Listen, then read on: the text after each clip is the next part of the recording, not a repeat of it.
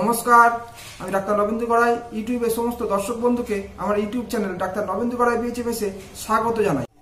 আজকে আলোচনা করব অ্যানিমিয়া বা রক্ত স্বল্পতা সম্বন্ধে।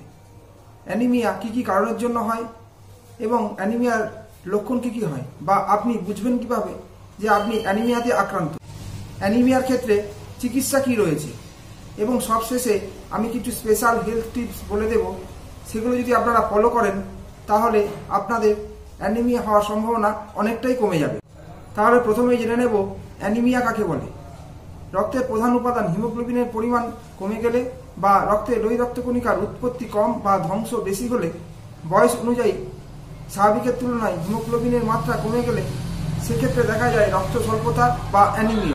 তাহলে আজকের ভিডিওটি আপনারা প্রথম থেকে শেষ পর্যন্ত দেখুন। যদি ভিডিওটি ভালো লাগে তাহলে অবশ্যই ভিডিওটি লাইক করুন, বন্ধুদের মধ্যে শেয়ার করুন, কোনো প্রশ্ন থাকলে অবশ্যই কমেন্ট করুন। আর আপনি যদি আমার চ্যানেল নতুন হয়ে থাকেন তাহলে অবশ্যই এই চ্যানেলটিকে সাবস্ক্রাইব করুন। সাবস্ক্রাইব করার সাথে সাথে পাশের বেল আইকনটিও ক্লিক করুন, যাতে আমার দেওয়া ভিডিওগুলি আপনারা প্রথমে দেখতে পান। মানব শরীরে হিমোগ্লোবিনের স্বাভাবিক মাত্রা কত থাকে তা এবার জেনে নেব। মহিলাদের ক্ষেত্রে হিমোগ্লোবিনের স্বাভাবিক মাত্রা হচ্ছে 11.5 থেকে 15.5 গ্রাম পার ডিএল এবং পুরুষদের ক্ষেত্রে হিমোগ্লোবিনের স্বাভাবিক মাত্রা হচ্ছে 13.5 থেকে 16.5 গ্রাম পার ডিএল। মহিলাদের ক্ষেত্রে হিমোগ্লোবিনের মাত্রা 10 গ্রাম পার ডিএল এর কম হলে তখনই অ্যানিমিয়া ধরা হয়।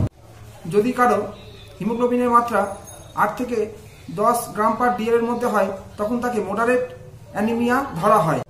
আর যদি 6.5 থেকে 8 গ্রাম পার ডিএল এর মধ্যে হিমোগ্লোবিনের মাত্রা হয় তখন তাকে আমরা সিভিয়ার অ্যানিমিয়া হিসেবে ধরি।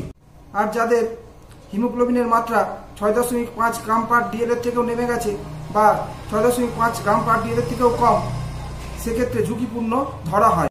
এবারে জেনে নেব কি কি কারণের জন্য অ্যানিমিয়া বা রক্ত স্বল্পতা হয়। রক্ত স্বল্পতা ডেভেলপ করার প্রধান কারণ হলো ডায়েটারি ডেফিসিয়েন্সি। খাদ্যের মধ্যে কিছু স্পেসিফিক উপাদান যদি কম থাকে তাহলে আমাদের শরীরে উপযুক্ত পরিমাণে হিমোগ্লোবিন সিনথেসিস হতে পারে না। কি কি উপাদান অভাব হলে হতে পারে? প্রথম উপাদান হলো আয়রন, দ্বিতীয় উপাদান হলো ভিটামিন B12 এবং তৃতীয় উপাদান হলো ফলিক অ্যাসিড। এই তিনটি উপাদানের মধ্যে একটি বা একাধিক উপাদানের অভাবের ফলেই অ্যানিমিয়া ডেভেলপ করতে পারে। দ্বিতীয় একটা কন্ডিশন বলি, দেখা গেছে আমরা এই খাদ্যের মাধ্যমে আমরা এই উপাদানগুলি নিচ্ছি, কিন্তু তারপরেও আমাদের শরীরে এই উপাদানগুলি অ্যাবজর্পশন হচ্ছে না বা ঠিকভাবে শোষিত হচ্ছে না, সেক্ষেত্রেও অ্যানিমিয়া ডেভেলপ করতে পারে। আমাদের অন্ত্রে বিভিন্ন অ্যাবজর্পশনজনিত যদি কোনো সমস্যা থাকে, যেমন সিলিয়াক ডিজিজ, কোন ডিজিজ ইত্যাদির ক্ষেত্রে আমাদের শরীরে এই উপাদানগুলি ঠিকভাবে শোষিত হয় না, আর সেক্ষেত্রে ঠিকভাবে শোষিত না হওয়ার ফলে আমাদের শরীরে অ্যানিমিয়া ডেভেলপ করতে পারে। পরবর্তী যে কারণটির জন্য আমাদের অ্যানিমিয়া হয়ে থাকে সেটি হলো হিমোগ্লোবিনের ডিফেক্ট, যার প্রধান বা কমন কারণ হচ্ছে থ্যালাসেমিয়া এবং সিকেল সেল অ্যানিমিয়া। এক্ষেত্রে হিমোগ্লোবিনের এমন একটি ত্রুটি থাকে যেখানে হিমোগ্লোবিন ঠিকভাবে তৈরি হতে পারে না, যদিও তৈরি হয় সেটা ডিফেক্টিভ হয়, যার ফলে হিমোগ্লোবিন এবং আরবিসি ধ্বংস হতে থাকে এবং সেখানে অ্যানিমিয়া ডেভেলপ হতে থাকে। বিভিন্ন ধরনের ক্রনিক ডিজিজের ক্ষেত্রেও অ্যানিমিয়া ডেভেলপ করতে পারে, যেমন রিউমাটয়েড আর্থারাইটিস, টিউবারকুলোসিস, ডায়াবেটিস ইত্যাদি। ক্যান্সার বা ম্যালিগন্যান্সির কারণেও আমাদের শরীরে অ্যানিমিয়া ডেভেলপ করতে পারে। আমরা জানি আমাদের শরীরে যে রক্তকণিকাগুলি রয়েছে সেগুলি বোন ম্যারো বা অস্থি মজ্জা থেকে উৎপন্ন হয়। ক্যান্সার বা ম্যালিগন্যান্সির অ্যাডভান্স স্টেজে অনেক সময় তা বোন ম্যারো বা অস্থি মজ্জার মধ্যে চলে আসে, আর এই অস্থি মজ্জার মধ্যে যে সেলগুলি রয়েছে যার থেকে রক্তকণিকাগুলি উৎপন্ন হয় তা একেবারে নষ্ট হয়ে যায়।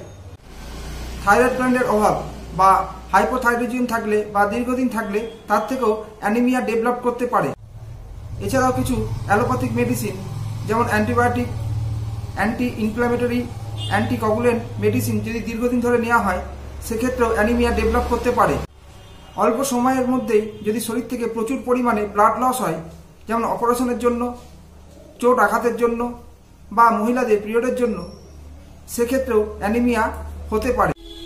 এবারে জেনে নেব অ্যানিমিয়ার ক্ষেত্রে প্রধান লক্ষণগুলি কি কি থাকে বা আপনি কিভাবে বুঝবেন যে আপনি অ্যানিমিয়াতে আক্রান্ত।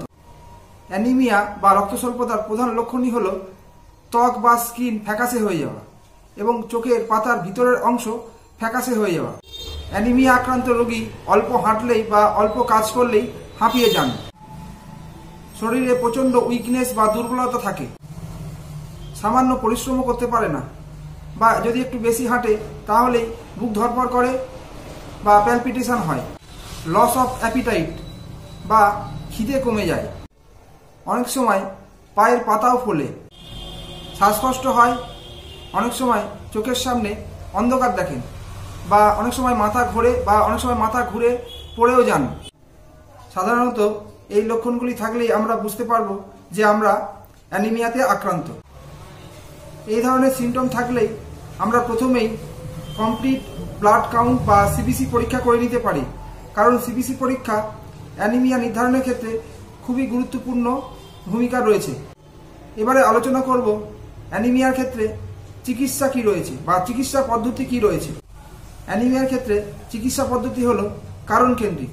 কী কারণে অ্যানিমিয়া হয়েছে তা প্রথমেই দেখে নেওয়া দরকার। যদি anaemia iron, vitamin B12, folic acid ইত্যাদি উপাদানের অভাবের ক্ষেত্রে হয়, সেক্ষেত্রে এই উপাদানগুলি সাপ্লিমেন্ট হিসাবে নিতে হয়। যদি দেখা যায় অ্যানিমিয়া কোনো ক্রনিক ডিজিজের জন্য হয়, যেমন টিউবারকুলোসিস, ডায়াবেটিস, রিউমাটয়েড আর্থারাইটিস ইত্যাদি ফলে হয়, সেক্ষেত্রে এই ক্রনিক ডিজিজের প্রপারলি ট্রিটমেন্ট করতে হয় এবং সেই ক্রনিক ডিজিজগুলি যদি প্রপারলি কিওর হয়ে যায়, সেক্ষেত্রেও অ্যানিমিয়া থেকে আমরা মুক্তি পেতে পারি বা মুক্তি পেয়ে যাই। অ্যানিমিয়া যখন খুব সিভিয়ার আকার ধারণ করে বা হিমোগ্লোবিনের মাত্রা খুব কমে যায়, তখন আমাদের শরীরে ব্লাড ট্রান্সফিউশন বা শরীরে রক্ত দিতে হতে পারে। যদি কোনো ব্লিডিংয়ের কারণে অ্যানিমিয়া ডেভেলপ হয়, যেমন পেপটিক আলসারের ক্ষেত্রে যদি ব্লিডিং হয়, সেক্ষেত্রেও অ্যানিমিয়া ডেভেলপ হতে পারে। আর সেক্ষেত্রে এই পেপটিক আলসারের যে ব্লিডিং, সেটা ঠিকভাবে চিকিৎসা করে বন্ধ করতে হবে। এবং অনেক ক্ষেত্রে দেখা যায় মহিলাদের মাসিকের সময় অতিরিক্ত মাসিকের ফলে বা অতিরিক্ত ব্লিডিংয়ের ফলেও অ্যানিমিয়া ডেভেলপ হয়। এক্ষেত্রেও দেখতে হবে যে মাসিকের সময় অতিরিক্ত যে ব্লিডিং হচ্ছে সেটা কোন কারণের জন্য হচ্ছে, এবং সেটা সঠিকভাবে চিকিৎসা করলেই অনেক সময় এই অ্যানিমিয়া যে সমস্যা তা কমে যায়। এবারে আপনাদের কিছু হেলথ টিপস দেব, যেগুলো আপনারা যদি ফলো করেন তাহলে অ্যানিমিয়া হওয়ার সম্ভাবনা আপনাদের অনেকটাই কমে যাবে। প্রথমেই বলবো, আমাদের প্রচুর পরিমাণে ভিটামিন সি সমৃদ্ধ খাবার খেতে হবে, কারণ ভিটামিন সি এমন একটি ভিটামিন যা আমাদের শরীরের অন্ত্র থেকে আয়রন অ্যাবজর্পশন করতে সাহায্য করে। আর যত বেশি আয়রন শোষিত হবে, ততই আমাদের অ্যানিমিয়া হওয়ার সম্ভাবনাও কমে যাবে। দ্বিতীয় যে টিপসটির কথা বলবো তা হলো, কোনো ভারী খাওয়ার 1 থেকে 2 ঘন্টার মধ্যে আপনারা কখনোই চা কফি খাবেন না, কারণ চা কফির মধ্যে এমন কিছু সাবস্টেন্স রয়েছে যা আমাদের শরীরে আয়রন অ্যাবজর্পশন বা শোষণ করতে বাধা দেয়। তৃতীয় বা ফাইনাল টিপস হলো, আমাদের সব রকম খাবার খেতে হবে, যেমন সবুজ শাকসবজি, মাছ, মাংস, ডিম ইত্যাদি। আবার যারা নিরামিষ খান তাদের ক্ষেত্রে দুধ, ছানা পর্যাপ্ত পরিমাণে খেতে হবে। তাহলে এই ধরনের খাবার যদি আপনারা পর্যাপ্ত পরিমাণে খান, তাহলে অবশ্যই আপনাদের শরীরে আয়রন, ভিটামিন B12 এবং ফলিক অ্যাসিড এই 3টি উপাদানের চাহিদা অবশ্যই মিটবে। আশা করি আজকের ভিডিওটি আপনাদের ভালো লেগেছে। যদি ভালো লাগে তাহলে অবশ্যই ভিডিওটি লাইক করুন, বন্ধুদের মধ্যে শেয়ার করুন, কোনো প্রশ্ন থাকলে অবশ্যই কমেন্ট করুন। আর আপনি যদি আমার চ্যানেল নতুন হয়ে থাকেন তাহলে অবশ্যই চ্যানেলটিকে সাবস্ক্রাইব করুন। সাবস্ক্রাইব করার সাথে সাথে পাশের বেল আইকনটিও ক্লিক করুন, যাতে আমার দেওয়া ভিডিওগুলি আপনারা প্রথমেই দেখতে পান। তাহলে আজকে এ পর্যন্তই, দেখা হবে পরের ভিডিওতে। ভালো থাকবেন, সুস্থ থাকবেন, নমস্কার।